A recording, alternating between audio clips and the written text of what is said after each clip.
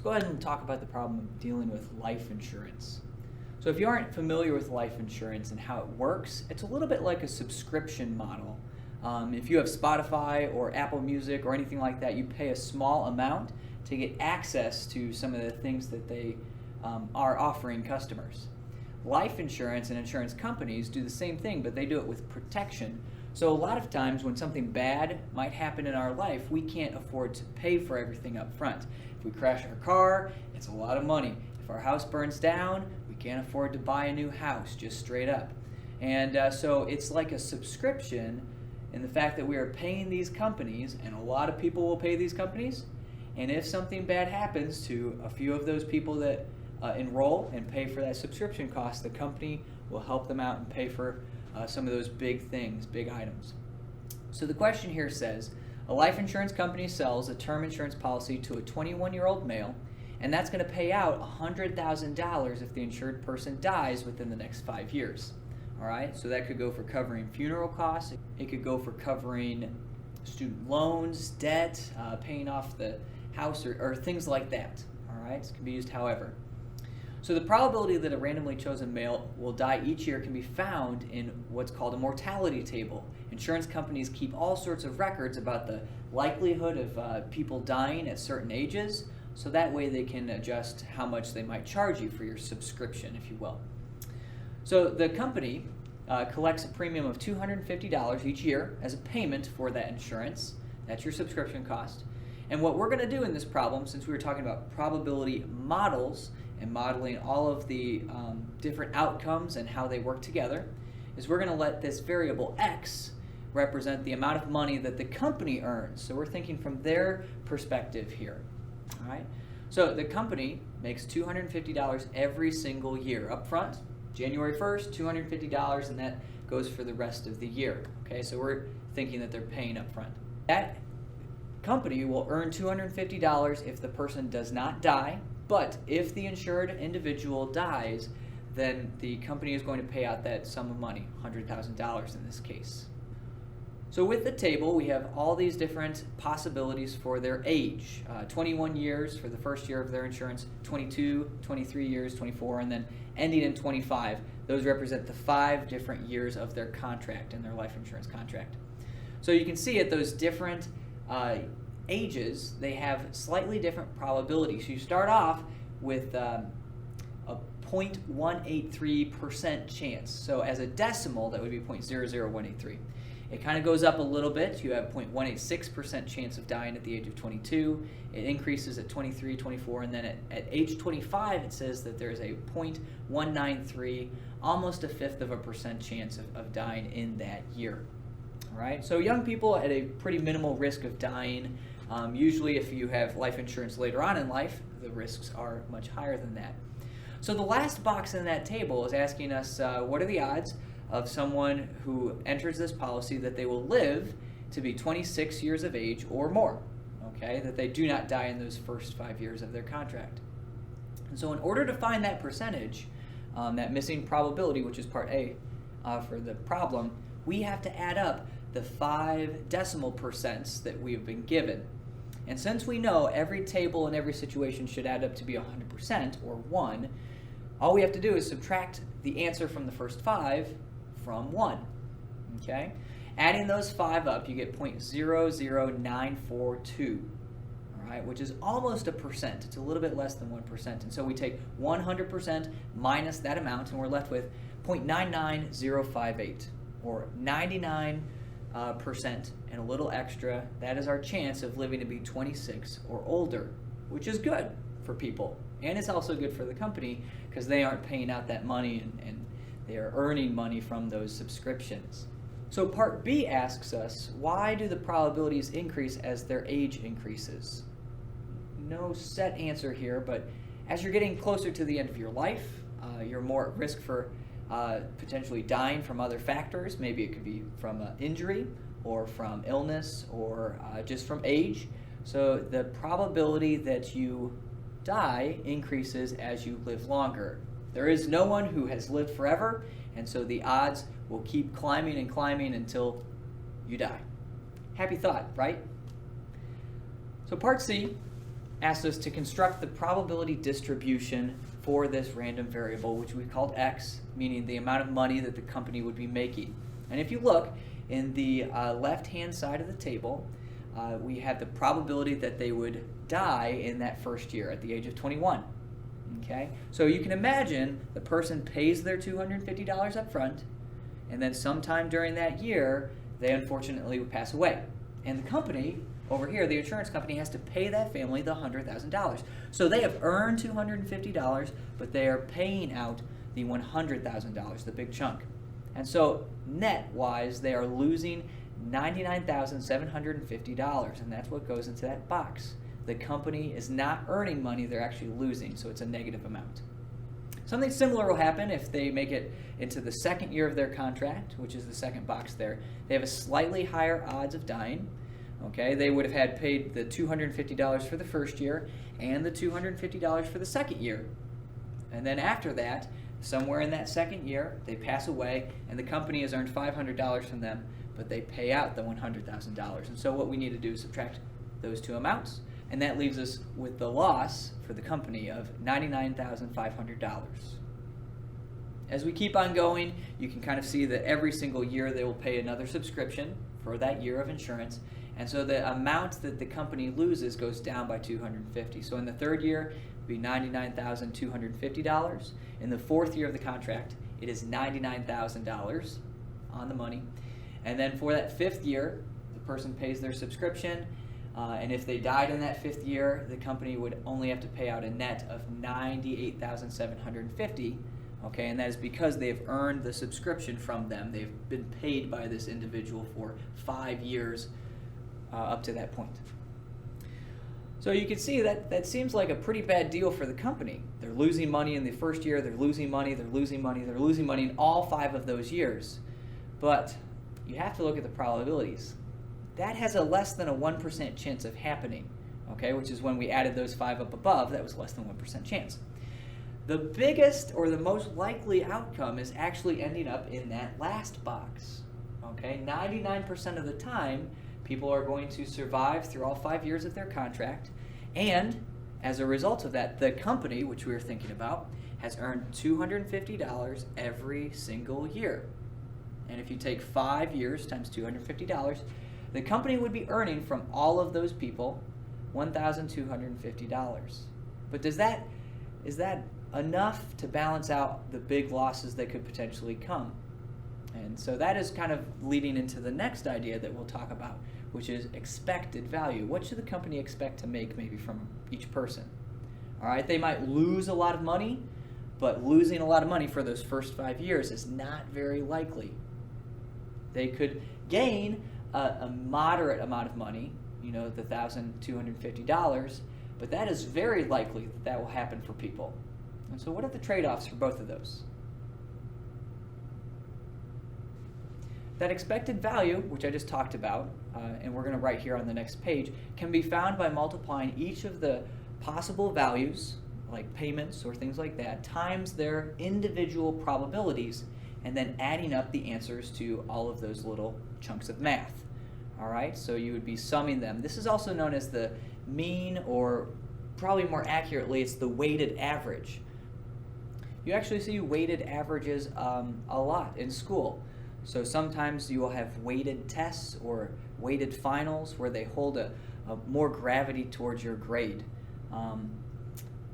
And so your final grade is kind of determined by mostly what you get on that project and less of what you might get on other things. Maybe it's homework or projects or daily assignments or things like that. So it's this weighted average that some things hold more gravity and more influence on the outcome than other things that we're going to be looking at here in the next part of the notes. Question number 3 does a good job of showing this. It deals with the lottery. So most states and Canadian provinces have a government-sponsored lotteries. Okay, so like the Illinois lottery or the Missouri lottery or things like that.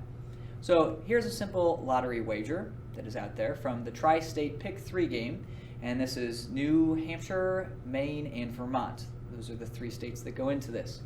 What you do is you choose a 3-digit number, and then the state chooses a 3-digit winning number at random, and then will pay the winner, or winners if there are multiple people, $500.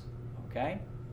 So think about how many options there are when you're picking a 3-digit number. You could start at 000, and you could go all the way up to 999. But because you're including that 000 amount, there are 1,000 total.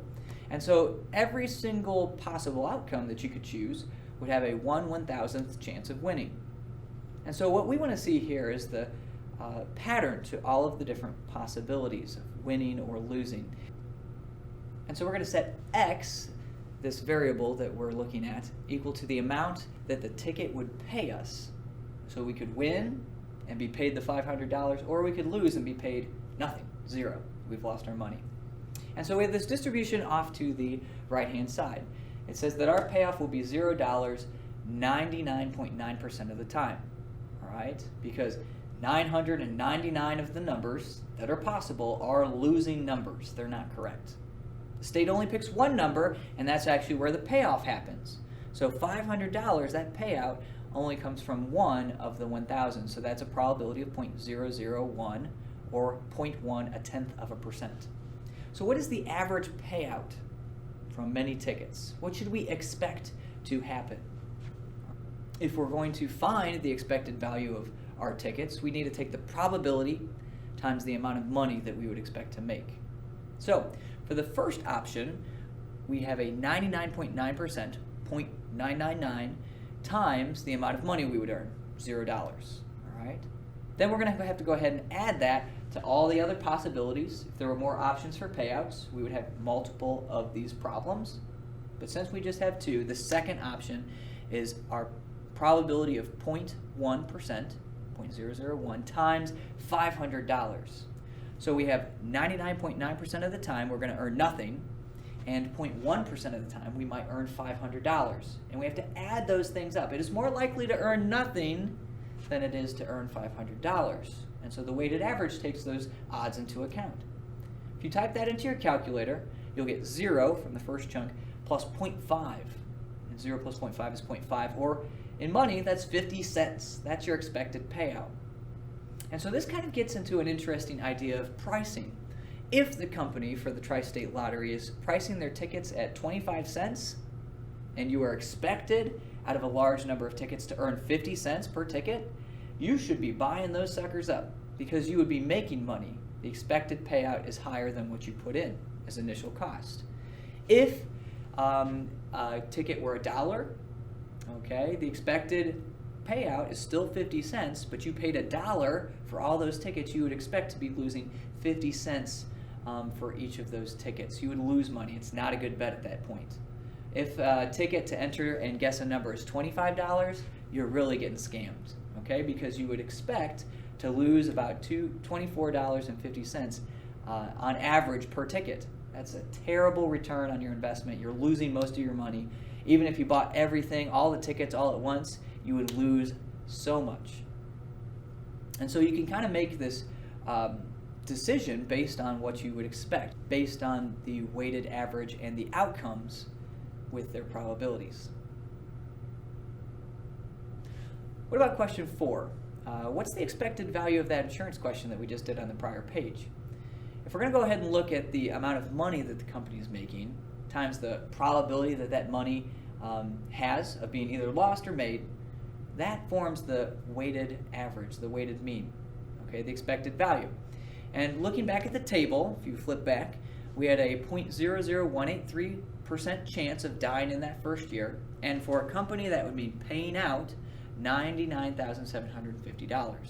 So we multiply those two things, and then we're going to go ahead and add it to what's in the second column, the probability, 0.00186, times the amount of money the company would make, which would be negative since they're losing that $99,500.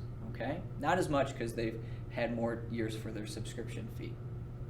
If you go ahead and add that answer to the third column, which would be the probability of 0.00189, times the money, negative $99,250, add that to 0.00191 times negative $99,000, and then add that to the very last column of their contract, 0.00193, times that by negative $98,750.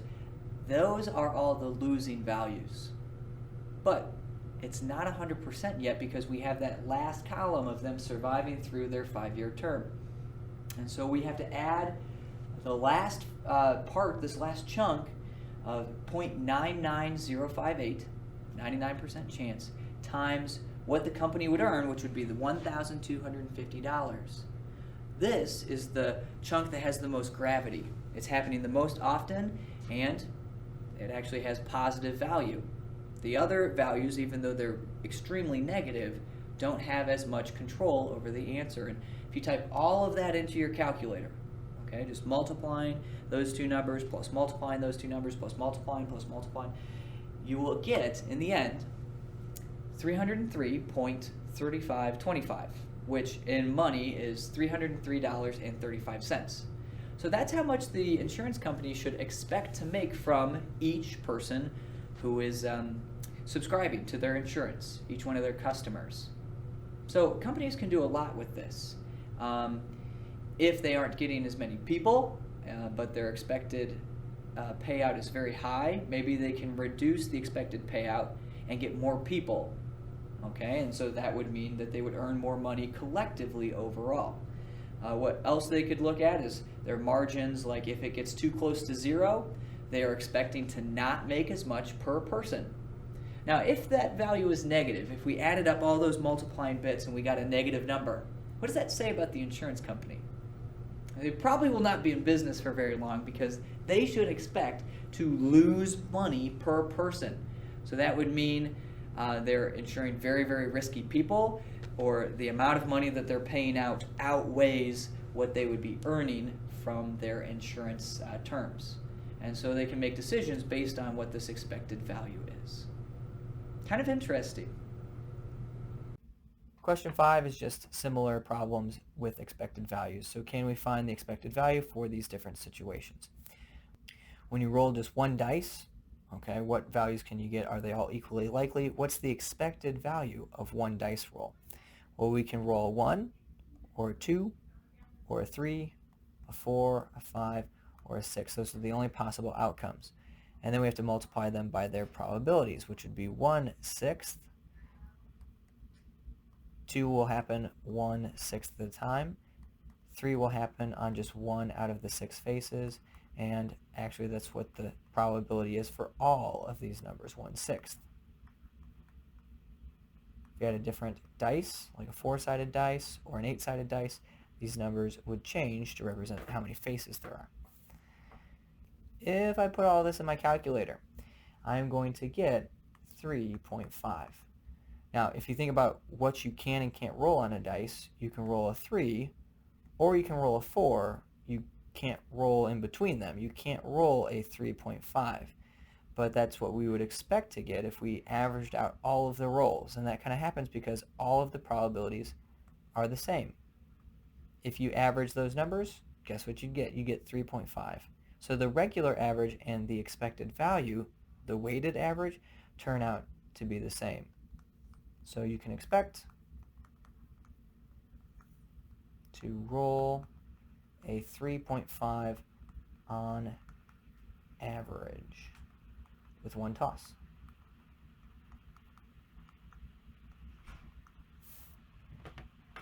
So if we did this thousands and thousands and thousands of times and we averaged all of the results of every single toss, that number, that answer for those thousands of tosses would be about 3.5.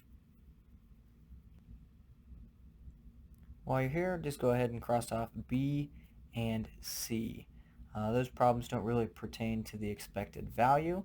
They were just trying to get you to think outside of the box and to consider some of the different options that you might get. A little bit of critical thinking skills.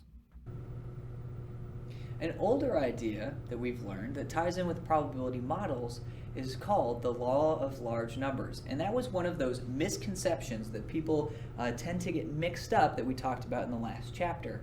They want to take the rules that apply over long-term events, repeated over and over again, and they want to apply them to one or two things short-term. And you can never predict the short term. All right? So those patterns hold over the long term. And the law of large numbers says that if you repeat something over and over again, many times independently, the average of the observed outcomes will approach the expected value. Okay, so if you keep averaging out the results that you see, it eventually gets closer and closer to the expected value that you could calculate, okay, based on the situation that you're looking at. So that kind of says that if you repeat things a lot, some of the weirdness that might happen early on in chunks or in the short term, those things will get ironed out and they'll start to stabilize in the long term. So number 6 can kind of show us that. We're going to be doing a simulation that deals with prizes in a cereal box, which this is kind of a big thing when you're a kid, right? So a certain brand of cereal comes with 1 of 5 prizes in each box. The company that packages the cereal says that there's an equal chance for any of the prizes to appear in a given box. So let's assume that's true. How many boxes of the cereal would you have to buy, potentially, to collect all 5 prizes? So there are a couple different ways you could think about it. The minimum, the least number of boxes that you would need would be 5. That would be every single box has a different prize. And that'd be like the perfect goal. Unless you like the cereal, in which case maybe you'll just keep buying more boxes. But at least you have all of the prizes. Now, the maximum end of things is a little bit trickier because there really isn't a maximum to the number of boxes that you have to buy to potentially get these prizes. The only maximum that might be there is the limit of how many boxes have been produced, or the number of prizes. Now, if things are not equally likely, okay, if they aren't dispersed with the same probability all around, that would mean one or maybe multiple of the prizes are rarer. And if something is extremely rare or has a lower probability, you could expect the number of boxes that you're going to have to purchase to increase. Okay? If it has a 1 out of 100 chance of happening, you're going to have to buy a lot more boxes to get that one prize. And this is actually one of the addicting parts of the McDonald's Monopoly game, is that they will make several pieces very likely, and then they will have 1 or 2 of the unlikely key last pieces. So the railroads are an example of that, or Park Place, and all of those really high winning items. You can get most of them, but that last one, you'd have to buy 1,000,000 hamburgers or whatever to try to get that last piece. And even then, the odds are still fairly small. So we're going to simulate these odds and see kind of what happens. This would be hard to do just with pure math, so we run a simulation. So using our random digit table, or potentially a calculator, we're going to generate numbers either between 1 and 5 until we get all of the possibilities, prize 1, 2, 3, 4, and 5. So how many boxes? Sometimes we might get repeats. Or if we're going to be using our table of random digits, you can see here down below that I have the numbers 0 through 9. And all 10 of those, we can group them so that it works a little bit faster instead of just 1, 2, 3, 4, 5 or 0, 1, 2, 3, 4. You aren't using everything if you just limit yourself to those numbers. And we're going to do 5 trials and figure out how many boxes of cereal do we have to buy to get all of those prizes. Prize A, B, C, D, and E is what we might say. So splitting those 10 digits up, 0 through 9, I think the most efficient way is to group 0 and 1 as prize A, 2 and 3 as prize B, and then so on and so forth until 8 and 9 at the very end are prize E. And so we have to look through our table of random digits, and we have to figure out how long is it going to take before I get all 5 prizes. You might get boxes where you get the same prize over again. That happens in life. So I'll take a minute and I'll show you exactly how you would have to look at that table of random digits. Here we go. Looking at your table of random digits, if you're doing this on your own, you probably need to choose a different spot to start than I am. So that way we don't all get the same order of boxes in the end. I'm going to go ahead and start on the very first line, just to make it a little bit simpler. So looking here at line 101, all I need to do is look for single digit numbers, okay? Since each of these represents a different prize, I'm going to be looking for 0 and 1, 2 and 3, 4 and 5, 6 and 7, 8 and 9 as those groups, and trying to check my way off for each prize. If I get duplicates, I don't really care. So the first number here is 1, which means I got prize A. Then I got a 9, which is over here at prize E. I got a 2, which here is prize B. So first 3 boxes, I've gotten 3 different prizes, A, E, and B. Now you'll notice the 4th box here, randomly chosen, is prize B again, which I don't need it.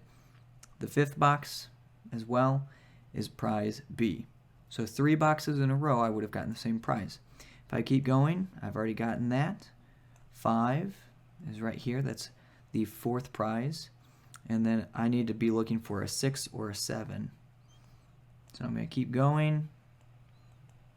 7 happens at that position. So it's taken me this length of time to get all 5 prizes. And if I count those up, that is a total of 13. I would go ahead and start the next trial 2 here, with 5. So starting off with 5 means I have prize C. 6 as my next option is prize D. Forgot to check off that last guy here. 2 as my next box is prize B. 8 is prize E.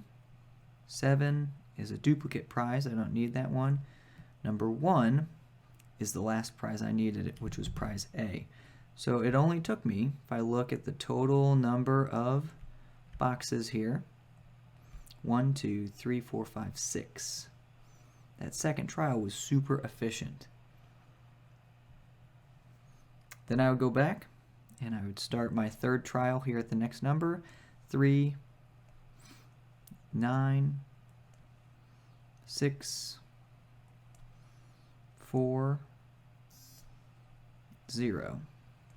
So that's a pretty good run. That only takes 5 total. So trial 3 only took 5 boxes. That's as perfect as you can get. All of them were slightly different prizes, and they were the different numbers that we had been looking for. So you would go and you'd work your way through the table of random digits, okay, until you get all 5 trials done. You'll get a certain number in each of those boxes. Based on my past results and where I ended up starting, I got slightly different numbers in here. I didn't start on line 101 here in the notes. I'm just showing you, if you start at the very top, kind of how the progression of this simulation goes. So my numbers, when I go ahead and find my expected value or the average number of boxes, is going to be different because I started in a slightly different spot, which produced different quantities in the end, just due to the random nature of our table. If you're going to go ahead and do this, pick a line and try to replicate the process that I just showed you. After we performed our simulation, we'll have to calculate our expected value. If we were together as a class, we would plot all of these on the dot plot and see, is there a cluster? Can we expect certain results from what everybody else is getting? Is there a pattern? In order to calculate that expected value, we have to know how many boxes it took to get all 5 prizes. And in the table that we kind of collected our information, it took me 8 boxes to get all 5. And then it took 11 boxes, and then 7 boxes, and then took another trial of 8 boxes. And the last was our longest run to get 5 prizes, and that was 12 boxes. Finding that expected value using the weighted average that we wrote is pretty easy, and it starts off with the probability of getting one of our results. And so 8 actually happened for me twice. And so 2 out of our 5 trials resulted in an 8. So 2 out of 5 as a decimal, as a probability, is 40%. 0.4 times 8 boxes. Then we have to go ahead and we're going to add that answer to the next result, which was 1 out of the 5 results was an 11 box stint. So 1 out of 5 is 20%. 0.2 times 11. We'll go ahead and we'll add that times 0.2, which is 1 out of 5 times 7 boxes, and then the last one, 0.2 times 12 boxes. Go ahead and calculate that expected value. For me, it was 9.2 boxes. All right, so 8 happened more often, it kind of pulled the average down. The 12 and the 11 kind of were trying to pull the average up, but they just didn't happen that often. So it settled kind of in the middle, 9.2 boxes. One other way that you could do this is you could just add up the number of boxes total and divide by 6. That doesn't always work, but if you were to add 8 plus 11 plus 7 plus 8 plus 12, every number as it happens, and divide by 5 the number of trials, you'll get the same thing. All right. When things have more of a probability overall, that's when you have to use the weighted average, the expected value. Taking all of our different values and putting them on the dot plot above, we can start to see where things cluster, and as all of the students perform different simulations, what would we expect overall? Is it below 10? Is it above 10? Did it take me a lot longer to get those 5 prizes than everybody else? You know, was I just a bad cereal box picker, or was I actually maybe fairly efficient and most people took around 15 boxes? That's kind of interesting to see what patterns emerge from randomness and what people choose. Let's go ahead and let's look at number 7. This is one of those classic probability questions that its answer is so counterintuitive, and it's kind of a fun one that mathematicians like to throw out there to show that they're better than everyone.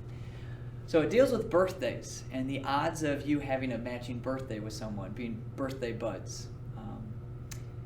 So if you have 30 unrelated people in a room, what's the probability that at least 2 of them have matching birthdays? So that would be like being in class. What are the odds? First, it's actually easier to answer this question if we think about the complementary thought. What's the probability that no one has matching birthdays, that we're all different? Okay? So we're going to start with just one person in the room. The odds that that one person has a different birthday are 100%, because there's no other birthday to compare it to. But we can start to see patterns as we increase the number of people. What if we just had 2 people? Well, that first person, they can have 365 out of the 365 days of the year. It doesn't matter when their birthday is, they are just themselves. But it's that second person, wherever that first person's birthday lies, they have to have one of the other days of the year where their birthday would be for them to have different birthdays. And again, this is the kind of converse of our original question. So if they had 365 as the first student, the second student has 364 out of the 365 days. And what you do to find the probability that they have different birthdays is you multiply 365 divided by 365 times 364, all the days that they could have, divided by 365. And if you multiply those things through your calculator, you get 0.9972 and then a bunch of stuff. The odds of these 2 students having different birthdays is 99.7%, which should make a lot of sense. 2 people meeting, the odds aren't very likely that they're going to have the same birthday. How often has that happened to you? But if we go ahead and start expanding from just 2 people to 3 people, watch what happens with the percent. That first student has 365 out of 365 days. The second student has 364 out of 365 days. The third student has 363 out of the 365 days because he has to avoid the first birthday and the second birthday. All right, so we're getting the odds that they're all going to be on separate days. And if you multiply those numbers in your calculator, you get 0.9917.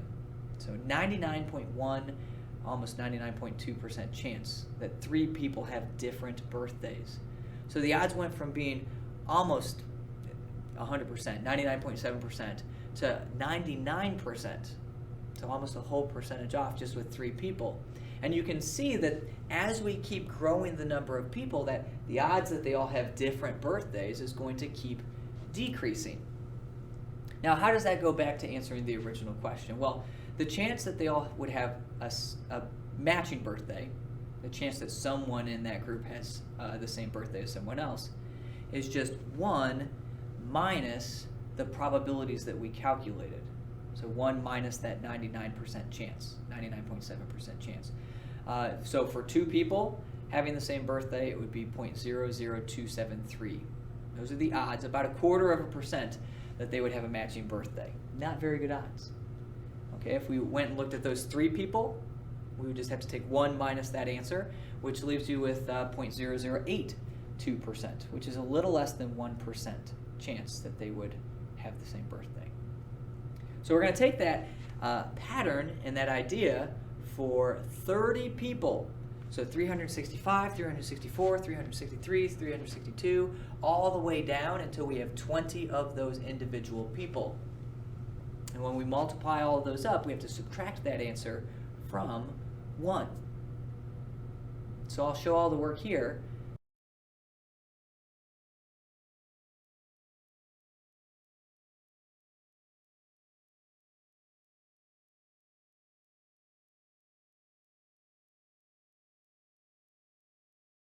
Which is really cool. I mean, you would have never guessed that the odds out of a classroom, a full classroom, would be that good. So next time you're in a new classroom with maybe a different teacher, or you move on to a different school, you kind of have to wonder, what are the odds? Who is your birthday buddy out there? It's kind of a neat thing to know that math can tell you that answer. Question number 8. Dealing with probability models here, has a table given for us, and it talks about education level. So a study on education followed a large group of 5th graders to see how many years of school they eventually completed. And so we're going to let X, this variable, represent the highest year of schooling that randomly chosen 5th grader would complete. So students who go on to college are actually grouped at the end with the outcome of 12. They finished 12th grade. So laying out all the results in this table, 4 at the very beginning actually represents those students who completed 4th grade and they never finished 5th grade. All right, so 4 years, 4th grade was the highest year of schooling that they completed. If we move on to the next column of 5, those are the kids who completed 5th grade, but they never made it past or out of 6th grade. 6 would mean finishing 6, 7 meaning finishing 7, all the way to the very end, which is finishing 12th and potentially going past 12. So how do we know this is a legitimate probability model? Question A is asking exactly that. If you take all of those probabilities, we know enough by now that they should add up to 1 or 100%. So if we check them in our calculator and add up all those smaller percentages, and then eventually 12th grade is actually one of the larger percentages, we get 1, 100%. So we know this is good, there's no missing information, or there's not rounding errors or extra information. If we go ahead and look at B, what percent of 5th graders eventually finished 12th grade or beyond? So what is the probability of 12? And if we look there, finishing 12th grade is 75.2% chance. This is kind of an easy question because you're just asked to identify, but you need to be able to interpret to get that answer. B takes this a step further. It says the probability of X being greater than or equal to 6. So what that would say is that's the chance of them completing 6th grade or beyond. And you can do that by looking at the table and adding up 6, 7, 8, 9, 10, 11, and 12. All of those decimal percents add up to the answer.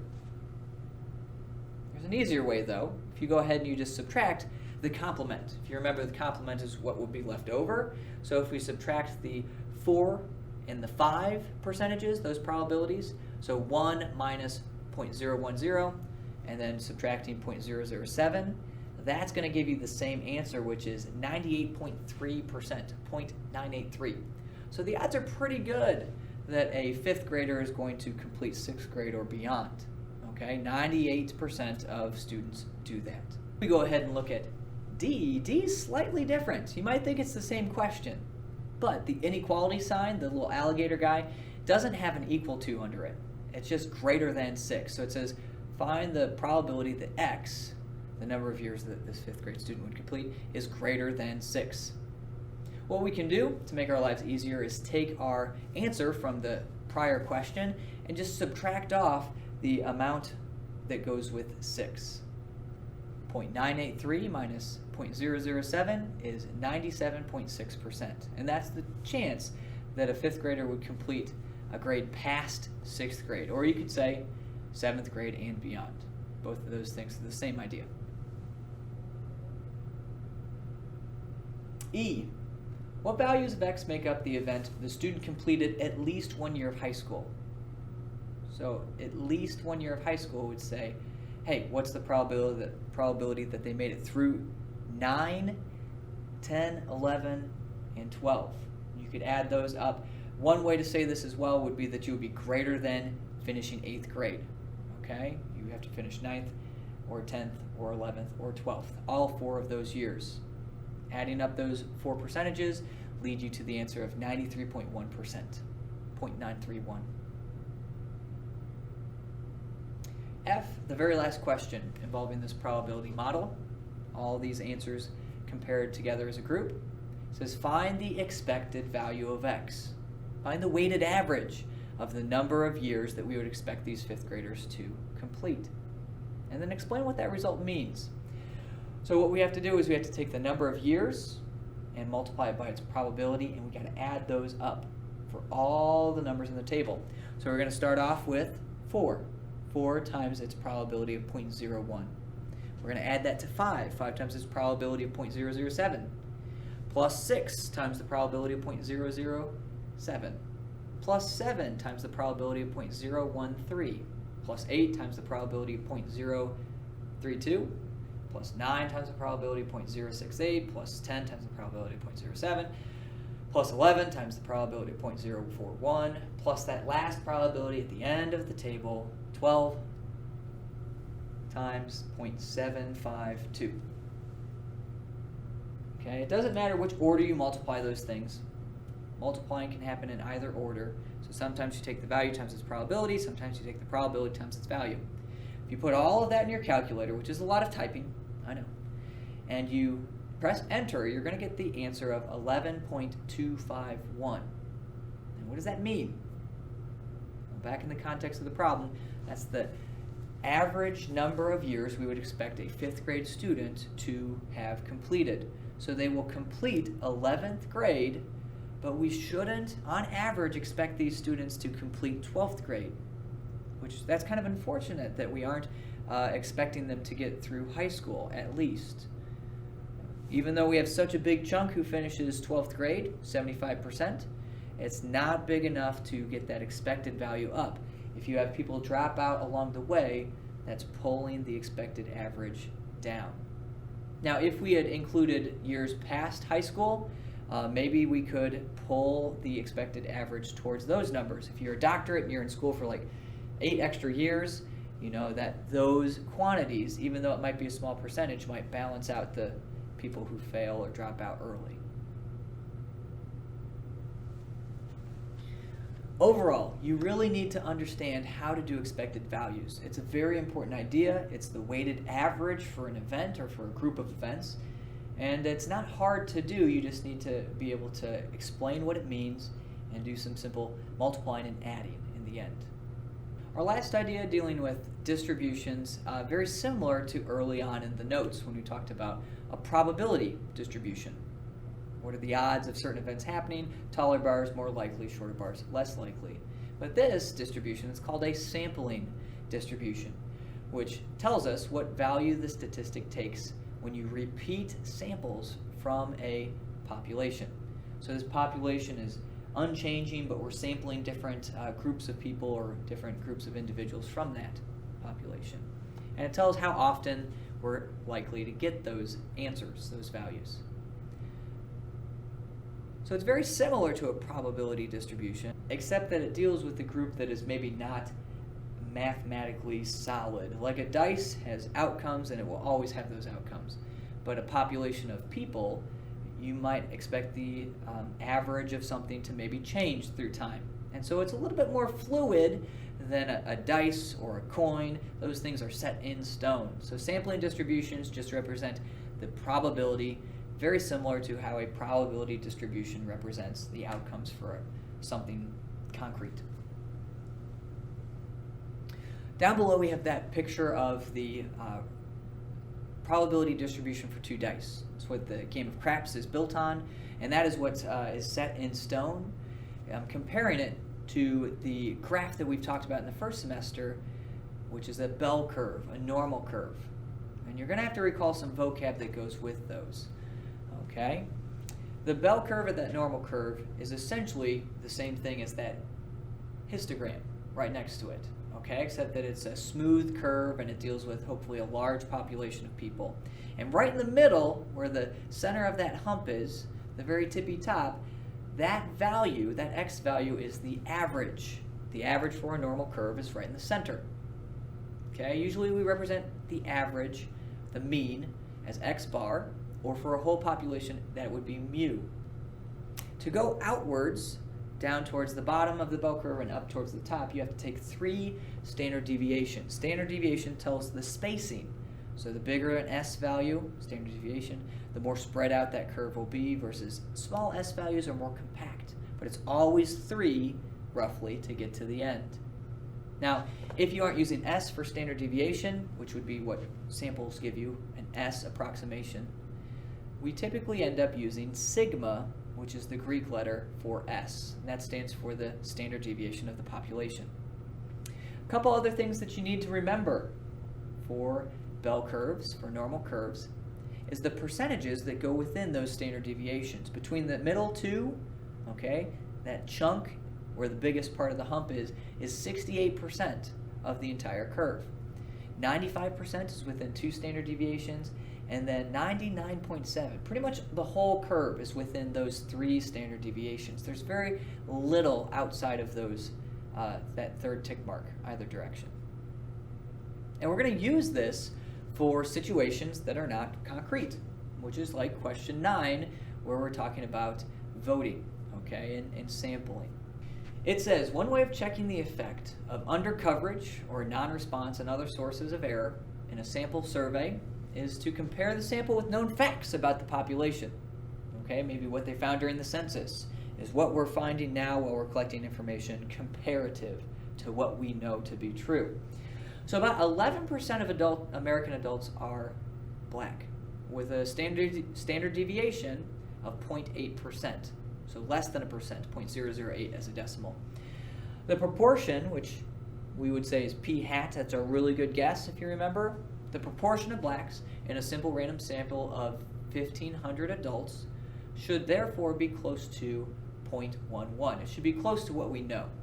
So out of the 1,500, if 11% of our true population is black, then 11% of our 1,500 people should be black. All right? But it's unlikely to get exactly 11%. We should be close, and that's just due to variability. If a national sample contained only 9.2% of their individuals to be black, should we suspect that that sampling procedure is underrepresenting that group? Is 9.2% far enough away from what we would expect with the 11%? How far do we need to go before we suspect foul play or a mistake? So the question we're really asking here, what's the probability that X, the percentage of people that are black in our sample, is less than or equal to 0.092 or 9.2%? Okay, and I'll say this again. What's the probability that our sample average, the sample percentage of people who are black, is less than or equal to 9.2%? That's what we found. How likely is it that we would be below that? If it's fairly likely that we're below that occasionally, then there's probably nothing wrong. But if that would only happen like a fraction of the time, there's kind of an issue that's probably happening with the sampling procedure. So in order to find this, we're going to go ahead and we're going to take that graph and we got to label where the average is. This is our expected value for percentage of people in the US, or the percentage of people in our population that should be black. That was 11%, so 11% goes right in the middle.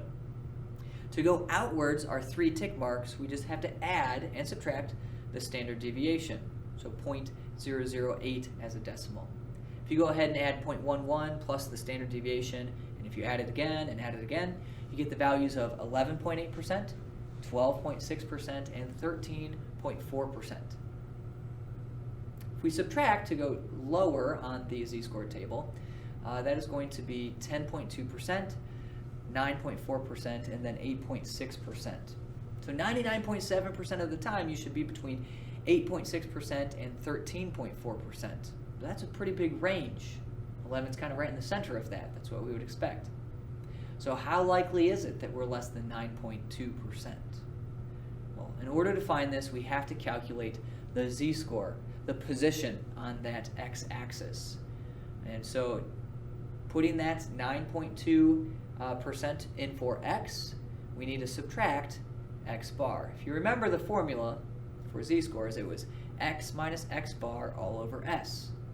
And so our x is 9.2, our x bar, the average is 11%, and then we're going to divide those two things by our standard deviation of 0.008. If you do that in your calculator, you press enter, you're going to get negative 2.23, and that is our z-score. That means we are below average by 2 and a little bit more standard deviations. So if we kind of shade in where we're at, what's the probability that we would be less than or equal to that space on our z-score? Well, in order to find that, we can't use the empirical rule. It's not a perfect z-score. What we have to do is either use our calculator or use our table, our z-score table. I prefer our z-score table, and looking on the front, since it's a negative z-score, it's the first part of the curve, finding the area from the z-scores, you go outwards to find the z-score, and then you find where the z-score produces an area inside. The amount of the curve that goes up to that position is 0.0129, which is conveniently given on your notes, but that is a 1.29% chance that samples should have less than or equal to 9.2% of their people who are black. That's not very likely that you're going to get less than 9.2% chance. It's not a high probability. And so if the likelihood of getting that small number of black individuals in your sample is only 1.29%, I would suspect that there's something probably wrong with your sampling procedure. You're underrepresenting that demographic. And so your results might not really be truthful for the whole population. You would want to get a sample with a better reflection of African Americans' opinions. Overall, these notes deal with probability models and the big picture of probabilities across a continuum. Okay, what if we change this as it goes and as it changes? What happened to the odds? A lot of times there are patterns to what happened with the probabilities. And so it's our job as statisticians to interpret and say this group or this outcome is most likely, or this is what we should look for in the end. Expected value is a big part of that. Going forwards, z-scores are also going to be a big part of that. And these things combine in real life to form some pretty important procedures that you should do when it comes to probability and questions you're interested in. Thanks guys for tuning in. I hope this video helped. If you're interested, you can always subscribe. I'd greatly appreciate it. And we'll see you in the next video. Thanks. Bye.